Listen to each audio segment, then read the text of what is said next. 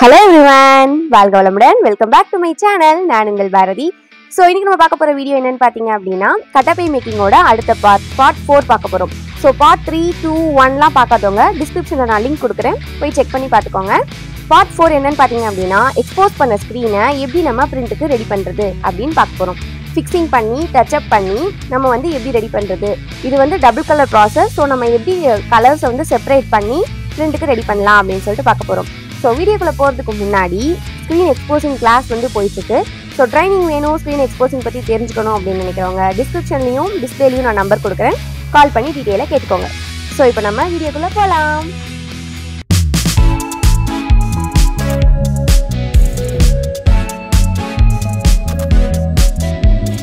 Okay, இப்போ வந்து பார்த்தீங்கன்னா நம்ம எக்ஸ்போஸ் பண்ண ஸ்க்ரீன் வந்து இங்கே இருக்குது. நேற்று நம்ம எக்ஸ்போஸ் பண்ணி காய வச்சுட்டோம்.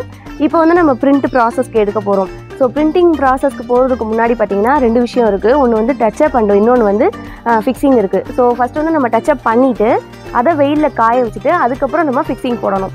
இப்போ வந்து நம்ம டச்சப் பண்ணுறது எப்படின்னு பார்க்கலாம். டச்சப் பண்ணுறதுக்கு நான் என்ன யூஸ் பண்ணுறேன்னு பார்த்தீங்க அப்படின்னா நம்ம ஸ்க்ரீன் செய்வோம் இல்லையா, எமர்ஷன், அந்த எமர்ஷன் தான் நான் வந்து யூஸ் பண்ணுவேன். அதை வந்து நம்ம கொஞ்சமாக எடுத்துகிட்டு அப்போதைக்கு டச்சப் பண்ணாலும் ஓகே. இல்லை வந்து இந்த மாதிரி டப்பா வந்து காலி ஆகும்போது அடியில் எப்படியும் மிச்சமாக இருக்கும் இல்லையா, அதுவே போதுமான அளவு தான். ஸோ அந்த மாதிரி எடுத்து யூஸ் பண்ணாலும் ஓகே. நான் வந்து எப்போவுமே வந்து இந்த மாதிரி மிச்சமாக இருக்கிறது தான் யூஸ் பண்ணுவேன். ஸோ இப்போ நம்ம டச்சப் முடிச்சுட்டு அதுக்கப்புறம் ஃபிக்ஸிங் பண்ணிவிட்டு பிரிண்டிங் ப்ராசஸ் போகலாம். இப்போ வந்து டச்சப் எப்படி பண்ணுறதுன்னு பார்க்கலாம்.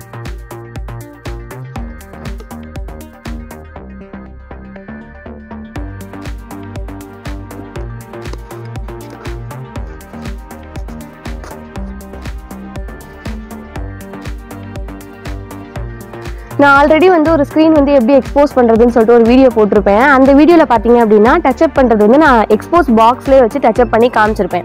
ஸோ சில பேர் வந்து தெரியாது அப்படிங்கிறவங்களுக்கு, ரொம்ப சின்னதாக இருக்க டச்சப்லாம் வந்து தெரியாது அப்படிங்கிறவங்க அந்த மாதிரி லைட்டில் யூஸ் பண்ணிக்கலாம். இல்லைனா நீங்கள் சன்லைட்லேயே யூஸ் பண்ணிக்கலாம். அந்த மாதிரி வெளிச்சத்தில் வச்சு நீங்கள் பார்த்தீங்க அப்படின்னாலே நல்லா தெரியும். நான் எப்போவுமே வந்து சன்லைட்டில் தான் பண்ணுவேன். உங்களுக்கு வீடியோவில் வந்து நான் அந்த மாதிரி காமிச்சிருப்பேன்.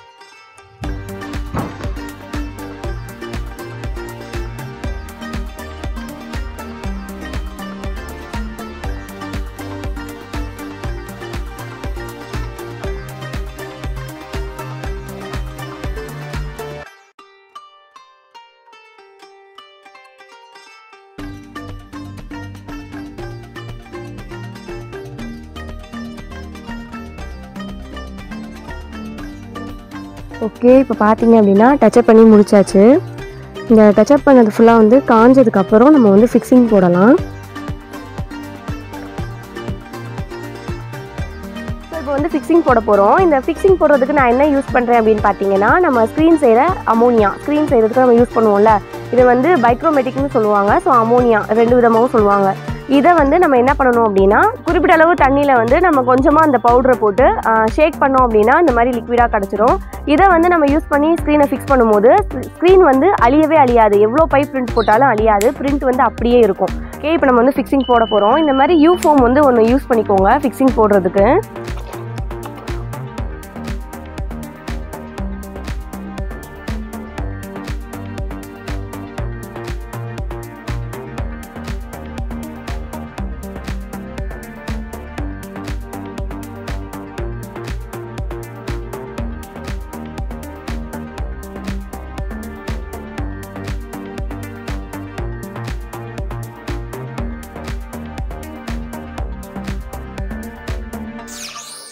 ஸோ பார்த்தீங்கன்னா அவ்வளோதான். நம்ம போட்டது வந்து ஆரஞ்சு கலரில் இருக்கும். இது நல்லா வெயிலில் காஞ்சி ஃபிக்ஸ் ஆகிடுச்சு அப்படின்னா ஸ்க்ரீனே வந்து ப்ரௌன் கலரில் மாறிடும். நம்ம இதை போட்டு அந்த ப்ரௌன் கலரில் வந்ததுக்கப்புறம் நம்ம எடுத்து வாஷ் பண்ணி காய வச்சு அதுக்கப்புறம் தான் நம்ம பிரிண்ட்டுக்கு எடுத்துக்கணும். ஸோ ஓகே, இப்போ பார்த்தீங்கன்னா நான் சொன்னேன்ல ஃபிக்ஸிங் போட்டதுக்கப்புறம் காஞ்சதுக்கப்புறம் ப்ரௌன் கலரில் ஆகிடும் அப்படின்னு. நம்ம போட்டப்போ ஆரஞ்சு கலரில் இருந்தது, இப்போ வந்து ஃபுல்லாக ப்ரௌன் கலரில் ஆகிடுச்சு. இதை நம்ம வந்து வாஷ் பண்ணிவிட்டு திரும்ப காய வச்சுட்டு பிரிண்ட்டுக்கு எடுத்துக்கலாம். ஸோ வந்து வாஷ் பண்ணுறதையும் நான் உங்களுக்கு காட்டுறேன். இப்போ பார்த்தீங்கன்னா நான் கழுவுற அந்த தண்ணி வந்து எல்லோ கலரில் போகுது. இந்த எல்லோ கலரில் போகிறது தான் அமோனியா. நம்ம ஸ்க்ரீன் எக்ஸ்போஸ் பண்ணும்போது இந்த மாதிரி எல்லோ கலரில் போனதுக்கப்புறம் தான் நம்ம வந்து ஃபோம் பீஸ் வச்சு ஓப்பன் பண்ணணும். இப்போது ஃபிக்ஸிங் போட்ட ஸ்க்ரீனை வந்து இந்த எல்லோ கலர் போகிற வரைக்கும் நல்லா வாஷ் பண்ணணும்.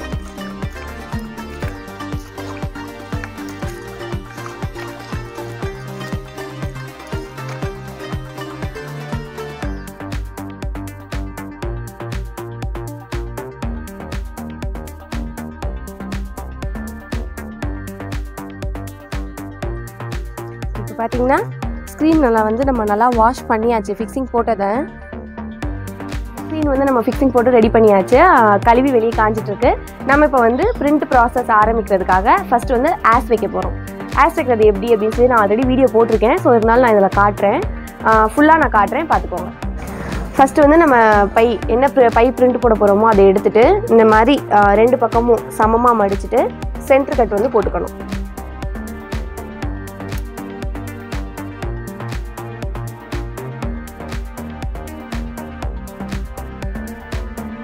ஸோ சென்டர் கட் போட்டாச்சு.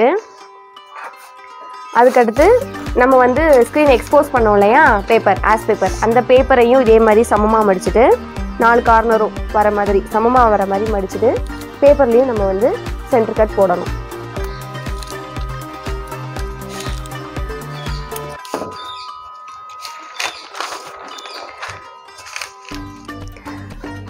இப்போ வந்து நம்ம ஏன் இந்த சென்டர் கட் போட்டோம் அப்படின்னா, இது வந்து கொஞ்சம் ஈஸியாக இருக்கும் நம்ம மெஷர் பண்ணுறதுக்கு.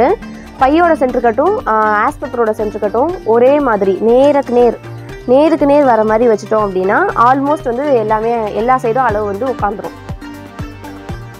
இந்த மாதிரி நகர விடாமல் ஏதாவது ஒரு வெயிட் வச்சுக்கோங்க. வச்சுட்டு சுற்றி இப்போ நீங்கள் மெஷர் பண்ணி பார்த்தீங்க அப்படின்னா கரெக்டான அளவில் இருக்கும்.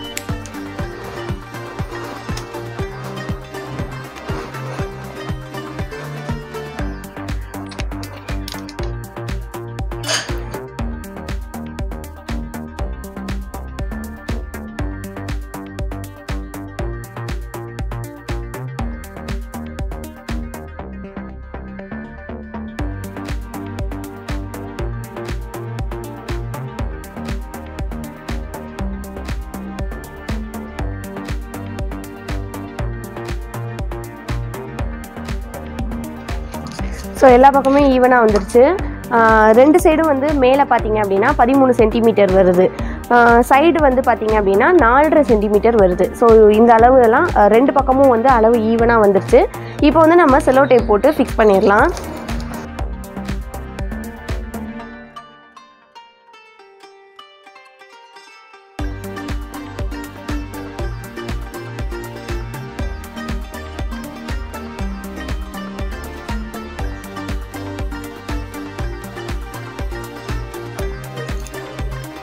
ஸோ அவ்வளோதான். இப்போ நம்ம வந்து பிரிண்ட் வந்து எப்படி போடலாம் அப்படின்னு சொல்லிட்டு பார்க்க போகிறோம்.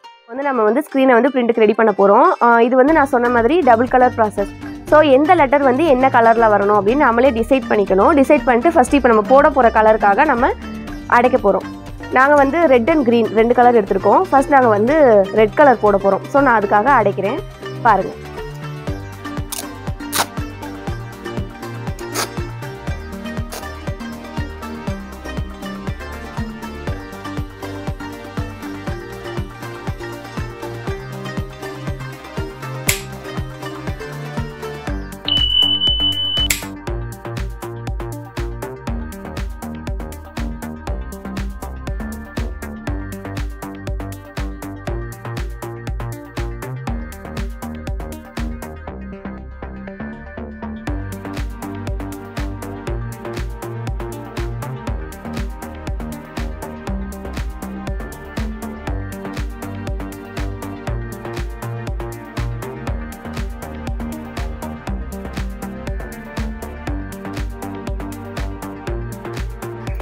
இப்போ பார்த்தீங்கன்னா ஃபுல்லாக அடைச்சாச்சு.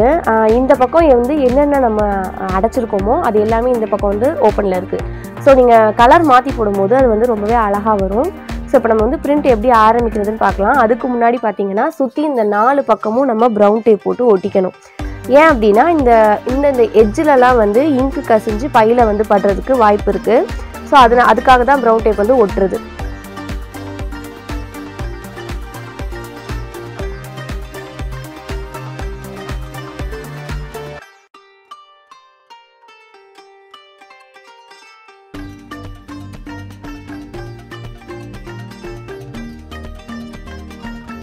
இந்த வீடியோ உங்களுக்கு பிடிச்சிருந்தா லைக் பண்ணுங்க, ஷேர் பண்ணுங்க, கமெண்ட் பண்ணுங்க, சப்ஸ்கிரைப் பண்ணுங்க.